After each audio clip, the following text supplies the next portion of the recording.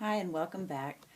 Today I wanted to take some time to do a problem involving determining the sample size needed for a desired margin of error at a given level of confidence and to estimate the population proportion. I'll read the problem first. Determine the sample size needed. A sociologist wants to determine the percentage of residents of America that only speak English at home. What size sample should be obtained if she wishes her estimate to be within 3 percentage points? Big note to self. Look out for the word within. Within 3 percentage points, because that's where they're telling you the desired margin of error. Okay? With 90% confidence, so I always write out all the important information. So 90% confidence. And she uses a 2000 year, the year 2000 estimate obtained from a census supplementary survey of 82.4%. In other words, she has some prior estimate of the percentage of residents of America that only speak English at home. She has some prior estimate of a sample proportion, which would be 82.4%. Okay, now with these kinds of problems, most colleges require you to have a formula memorized for that. And in some of my other podcasts, I even derive the formula from scratch for sample size needed. But for now, I'm going to assume that you can retrieve that formula somewhere from your notes. So little n equals, does anybody remember?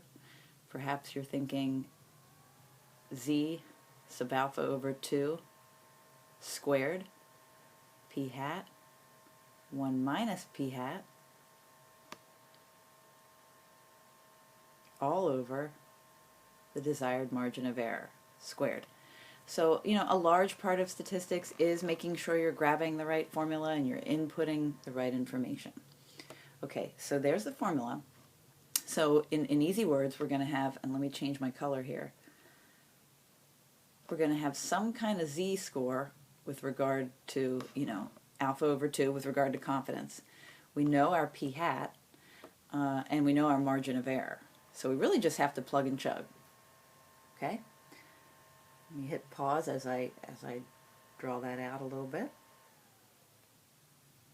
Okay, so for now, I'm just going to say, all right, some kind of z-score, z sub alpha over 2, some kind of z-score squared. P hat, we said, is 0.824. 1 minus 0.824. Okay, and those quantities are, being multiplied with each other, all over the margin of error squared. So careful there, because 3% as a decimal means 0.03. Whole thing squared. Okay, now I just have to figure on that z-score. So I've plugged and chugged. Now I have to figure on that z-score, so let me erase this here. Actually, I'm going to see if I can switch to a new color here. Okay, so for the z-score, just draw it and think about it. If you're trying to be 90% confident, then what's your alpha? Okay, then alpha is 10%. So then alpha over 2 is 5%. So you have 5%, in each tail, in the upper tail and lower tail. So what is z sub alpha over 2? What's the z-score with regard to having 5% area in the upper tail? So if you're real comfortable with your calculator or your tables in the back of the book, I use the calculator. So, oops, I don't know why it's being fussy like that. So I hit inverse norm 0.05 on my TI-83, and it'll produce the z cutoff point that we need there. I'll hit pause as you do that.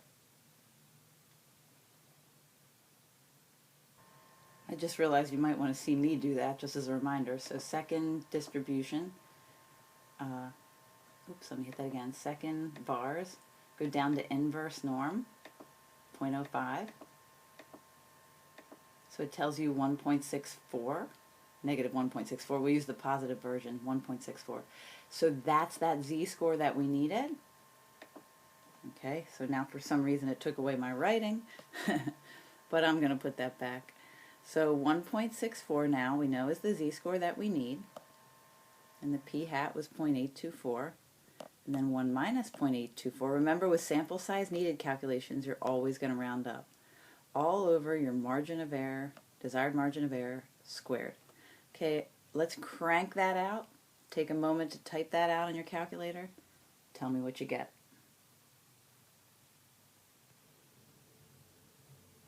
Okay, so you can see here, and I'll make my calculator bigger hopefully so you can see the screen. I crunched the whole thing out, as you did too, I'm sure. And so 433, a little over 433, so we're going to round up. So 434 would be the sample size needed for that problem. Okay, hope that helps. And good luck in gathering the formulas here at the tail end of the course. I know there's a lot of them.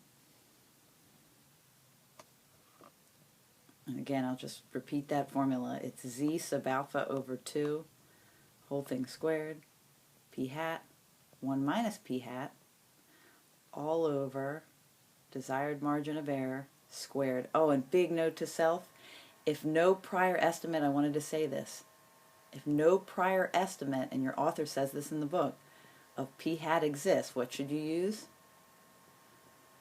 Big note to self, use 0.5.